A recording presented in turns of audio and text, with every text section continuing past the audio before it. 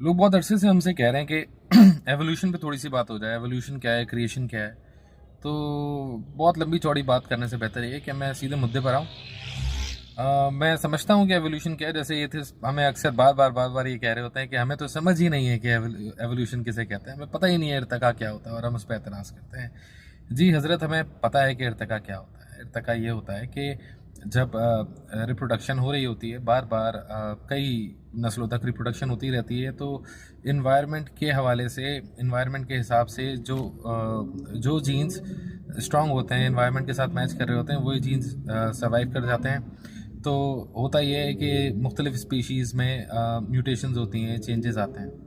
इस वजह से हमें बहुत सारी स्पीशीज़ नज़र आती हैं। एवोल्यूशन की थियोरेटिकल अंडरस्टैंडिंग तो यही है। आई थिंक आप भी एग्री करेंगे कि यही है। तो अब ये बात तो छोड़ देंगे हमें इर्तिका समझ में नहीं आता। हमने आपको बता दिया कि हमें इर्तिका समझ में आता है।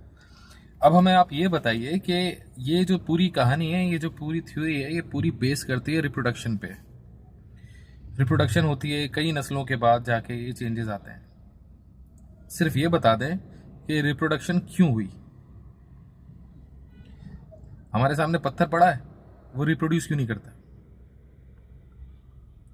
ऐसा क्या हुआ कि कुछ चीज़ों ने रिप्रोड्यूस करना शुरू कर दिया, कुछ चीज़ों ने बच्चे जनना शुरू कर दिए, मल्टीप्लाई होना शुरू कर दिया, बगैर किसी एक्सटर्नल इन्फ्लुएंस के। कैसे हुआ ये बताएं। आप हमें लंबी चौड़ी कहानियां ना सुनाएं, हमें फॉसिल के रिकॉर्ड्स ना दिखाएं, हम आपकी सारी बातें for the sake of argument सही मान लेते हैं। आप भी बहुत बहुत सारी बातें हमारी for the sake of argument सही मान रहे होते हैं। हम भी आपकी सारी बातें मान लेते हैं। हमें सिर्फ ये बता दें कि ये पहली दफ़ा रिप्रोडक्शन हुई कैसे। मैं इंतज़ार करूँ।